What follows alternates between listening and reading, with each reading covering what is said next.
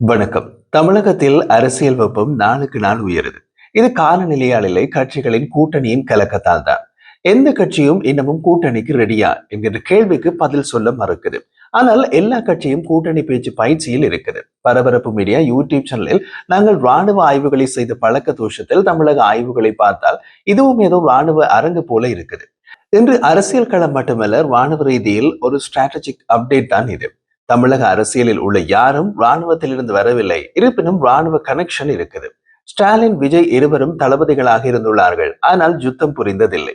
யுத்தம் புரிந்தவர் ஒரே ஒருவர் தான், அவர்தான் நம்ம ஓபிஎஸ். அதுதான் பிரபலமான தர்ம யுத்தம். அரசியல் போர்க்களத்துக்குள் இறங்குவதற்கு முன் தமிழ்நாட்டு அரசியலை மட்டுமே எடுத்து வரும் டி நாடு அரசியல் என்ற எங்கள் யூடியூப் சேனலை சப்ஸ்கிரைப் செய்து பெல் பட்டனையும் அழுத்தினால் நாம் தினமும் பதிவேற்றம் செய்யும் தமிழக அரசியல் அலசல் காணொளிகளை நீங்கள் தவறவிட மாட்டீர்கள். தமிழகத்தின் அரசியல் தற்போது யார் யாருடன் கூட்டணி, யார் யாருக்கு எதிரி என்ற தளத்திலே ஒரு ராணுவ களப்பயிற்சியை போல மாறி இருக்கிறது. அதிலும் முக்கியமாக நடிகர் விஜய் தலைமையிலான தமிழக வெற்றி கழகம் டிவிக்கு தேர்தல் களத்திற்கு முழுமையாக தயாராகிவிட்டது. ஆனால் இந்த தயாரிப்பு சாதாரணம் இல்லை. ஒவ்வொரு கட்சியும் தங்களுடைய ஆயுதங்களையும், அதாவது கட்சி சின்னங்களையும் படைப்பிரிவுகளையும் தயாராகி கொண்டிருக்கின்றது. பொது சின்னம் கோரி தாவேகா மனு கொடுத்தாச்சு. டிவிகே தலைமையில் சிடிஆர் நிர்மல்குமார் தலைமை தேர்தல் ஆணையர் ராஜீவ்குமாரை நேரில் சந்தித்து பொது சின்னம் கோரியிருக்கிறார். பட்டியலில் 10 சின்னங்கள். Whistle, auto, cricket bat, champion கோப்பை எல்லாமே ராணுவ போருக்கு செல்வதற்கு முன் ஆயுதம் தேர்ந்தெடுப்பது மாதிரி. நேருக்கு நேர் மோதலா, மெஷின் கட், பொட்டல் வெளியில் பூரா எடு ஆர்ட்லரி சிஸ்டத்தை இடையே ஆற இருக்குதா, மல்டிபரல் ராக்கெட் லான்ச்சர் என்று ஆயுதம் தேர்ந்தெடுப்பது மாதிரி இவர்கள் தேர்தல் போருக்கு சின்னம் தேர்ந்தெடுக்க வேண்டும். விஜயின் கட்சி எந்த சின்னம் எங்கள் வெற்றியை பெருக்கும் என்று ஆராயுது. பொது சின்னம் என்றால் அது ஒரு கட்சியின் போர்க்கொடி மாதிரி தான். Whistle, auto, cricket bat, champion கோப்பை இவர்களின் விருப்பத்திற்கு சின்னங்களின் பட்டியலில் கொஞ்சம் ஐபிஎல்லின் சாயலும் அடிப்பதை பார்த்தீர்களா? சின்னம் ஒதுக்கீடு டிசம்பரில் வரும் என்று சொல்லப்பட்டுள்ளது. அப்போதுதான் டிவிகேயின் சின்னம் அணிவகுப்பு துவங்கும். தளபதி விசில் அடிப்பாரா, ஓட்டோ ஓட்டுவாரா, சிக்ஸர் அடித்து வெற்றி கிண்ணம் பெறுவாரா என்பது தெரியும். டிவிகே புத்தம் புதிய கட்சி, அவர்கள் பொது சின்னத்திற்கு மனு கொடுப்பது நியாயம்தான். ஆனால் கல் தோன்றி மண் தோன்றா காலத்திலும் தோன்றிய மூத்த கட்சி ஒன்றும் சின்னத்திற்கு மனு கொடுப்பது அவர்களது தலையெழுத்து. பாமக நிறுவனர் ராமதாஸ் மாம்பழ சின்னம் எங்களுக்கு தான் என்று தேர்தல் ஆணையத்திற்கு கடிதம் எழுதி இருக்கிறார். இப்போது அன்புமணி தரப்பும் அதே சின்னம் கேட்கிறது. சின்னம் என்றால் ஒரு கட்சியின் ராணுவ கொடி மாதிரி. இரு படைகளும் ஒரே கொடியை பிரித்து நிற்க முடியாது. ஒரு பக்கம் ராமதாஸ், மறுபக்கம் அன்புமணி, இருவருமே மாம்பழம் எங்களுடையது என்று பிடிவாதம். இது அரசியல் ராணுவத்தில் பிரிவு தந்திரம் என்று சொல்வார்கள். அதாவது ஒரே படை இரண்டாக பிரிந்து இரு திசையில் செல்கின்றது. இப்போது தேர்தல் ஆணையம் குழப்பத்தில். ஒரே மாம்பழத்திற்காக இரு மனுக்கள். இது சுட்ட பழம் வேண்டுமா, சுடாத பழம் வேண்டுமா, கிளைமேக்ஸா அல்லது பழச்சாறு பிராண்டா? மக்கள் சிரிக்கின்றார்கள். இவர்களுக்கு என்ன சின்னம் கிடைத்தால் என்ன, இட்லி யாருக்கு சட்னி யாருக்கு என்று வாக்கு வங்கி பிரிஞ்சு போகுது. டிவிக்கு இளைஞர்கள் தற்குறிகள் அல்ல, திமுக முகாமில் கேட்டு ஆச்சரிய அறிவிப்பு. டிஎம்கே எம்எல்ஏ எழிலர் சொல்கிறார், டிவிக்கு இளைஞர்களை தற்குறி என்று விமர்சிக்காதீங்க, அவர்கள் சங்கிகள் இல்லை, நம்ம பசங்க தான். அடடா, அரசியலில் இப்படி நல்லா பேசினா மழை பெய்யும். அவர் டிஆர் பாணியிலே சொல்கின்றார், அவர்களோடு உரையாடல் குறைவு, நம்முடையதுதான் தவறு. இதற்கு சோசியல் மீடியாவில் மீம்ஸ்கள் வந்தாச்சு. உரையாடல் துவங்கின, கூட்டணி உருவாகும். இது விஜய் ரசிகர்களை சற்று மனம் விட்டு சிரிக்க வைக்கும் பாக்கியம்தான். அதாவது டிஎம்கே வட்டாரத்திலே டிவிக்கு எதிரி போல அல்ல, உறவினர் போல பார்க்கணும் என்று புதிய சிக்னல் வந்திருக்கு. வா, இது அரசியல் வியூகமா அல்லது ராணுவ உளவு பார்த்தலாம். அரசியல் உலகில் உரையாடல் தான் வெற்றி ஆயுதம் என்று எழிலன் எம்எல்ஏ இன்டராக்ட்லியாக சொல்லிவிட்டார். இது ராணுவ உளவுத்துறை நடவடிக்கையை நினைவூட்டது. எதிரி படையினரை தாக்காமல் அவர்களோடு பேசி போர் வியூகத்தை தெரிந்து கொள்ளும் டிப்ளமசி. ஆனால் உண்மையில் இது ஒரு புதிய டிஎம்கே மெசேஜ். டிவிகே தளபதியோடு அல்ல, டிவிகே துருப்புகளோடு உரையாடுவோம். ராணுவத்தில் சொல்வார்கள், ஒரு எதிரி சிப்பாயையும் மதிப்புடன் அணுகும், ஏனெனில் நாளை அவர் உன் கூட்டாளி ஆகலாம் அல்லது நீ அவர்களிடம் போர்க்கைதி ஆகலாம். அதே தத்துவம் இதுவும். அதிமுக முகாமில் என்ன நடக்கிறது அதை பார்ப்பதற்கு முன் தமிழ்நாடு அரசியலை மட்டுமே எடுத்து வரும் டி நாடு என்ற அரசியல் எங்கள் யூடியூப் சேனலை சப்ஸ்கிரைப் செய்து பெல் பட்டனையும் அழுத்தினால் நாம் தினமும் பதிவேற்றம் செய்யும் தமிழக அரசியல் அலசல் காணொளிகளை நீங்கள் தவறவிட மாட்டீர்கள். டிவிக்கு கூட்டணி இல்லையெனில் அதிமுக தலைவர்கள் போட்டியிட தயங்குகிறார்கள்.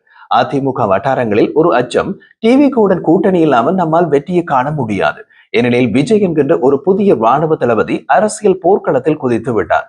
மாவட்டத்திலிருந்து மேல்நிலை வரை தலைவர்கள் சிலர் வெற்றி வாய்ப்பு குறைவு என்று புலம்புகிறார்கள். இதையே ராணுவத்தில் மனோநிலை தளர்ச்சி என்று சொல்வார்கள். கூட்டணி என்றால் சப்ளை லைன்.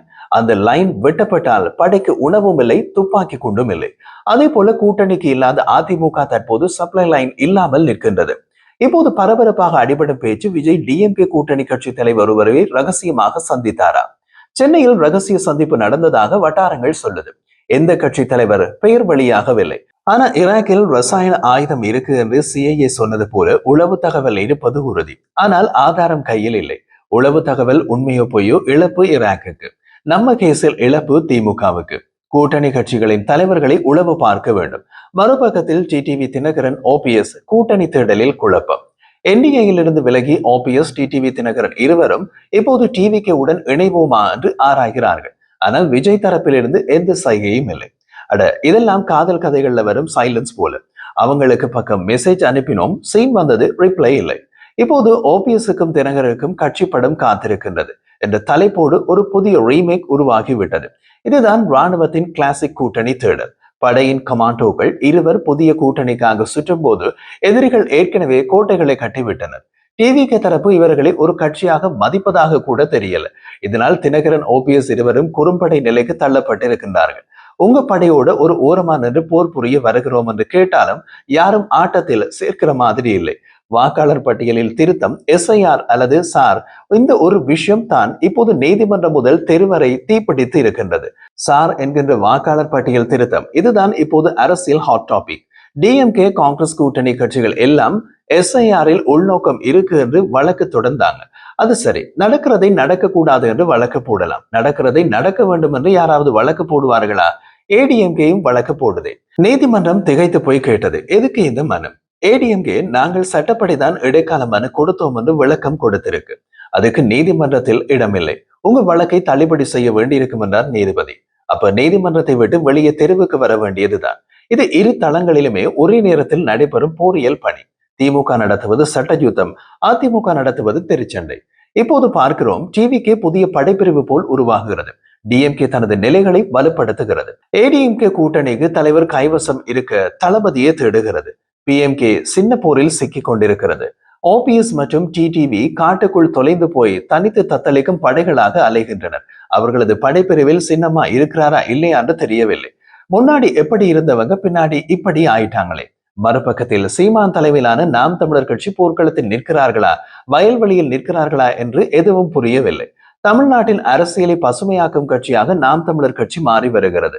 அவர் நடத்தும் மாநாடுகள், ஆடு மாடு மாநாடு, மலைகளில் மாநாடு, மரங்களில் மாநாடு, அனைத்தும் ஒரு புதிய அடையாளத்தை உருவாக்கி உள்ளன. அவருடைய கட்சிக்கு ஆஸ்திரேலியாவில் கிளைகள் இருக்கா தெரியல. இருந்தா அங்கே கங்காரு மாநாடு நடக்கும். இப்போது அவர் அறிவித்திருக்கிறார், தஞ்சாவூரில் தண்ணீர் மாநாடு நடத்த போகிறோம். அவர் சமூக வலைதளத்தில் எழுதிய செய்தி கவிதை போல் இருந்தது. ஒவ்வொரு துளியும் உயிர் துளி, பல்லுயிர்க்கும் பகிர்ந்தலே, நீரின்றி அமையாது உலகு. இது ஒரு சுற்றுச்சூழல் பிரச்சாரம் மட்டுமல்ல, ஒரு சமூக உளவியல் அரசியல். அவர் சொல்லும் கருத்து நீர் விற்பனை பண்டமாக மாறுவது ஆபத்து. இதன் மூலம் அவர் அரசியல் பேச்சிலிருந்து விலகி மக்கள் வாழ்க்கையின் அடிப்படை பிரச்சனைகளை பேசுகிறார். இதுவே அவரது தனித்தன்மை. அவரின் மாநாடுகள், தேர்தல் பிரச்சாரங்கள் எல்லாம் அவை சமூக அறிவிப்பு விழாவுகள். அதனால் தான் எங்கள் அரசியல் போரில் அவரை சேர்க்கவில்லை. இந்த தேர்தல் ஒரு சாதாரணமான அரசியல் யுத்தம் அல்ல, இது ஒரு ஸ்ட்ராட்டஜிக் ராணுவ போர். சின்னங்கள், கூட்டணிகள், வாக்காளர் பட்டியல் அனைத்தும் ஆயுதம். மீடியா மேடைதான் போர்க்களம். மக்களின் வாக்குரிமைதான் இறுதி வெற்றி கொடி. நன்றி, வணக்கம். இது நிரோஷன், உங்கள் அரசியல் ராணுவ அறிக்கையுடன்.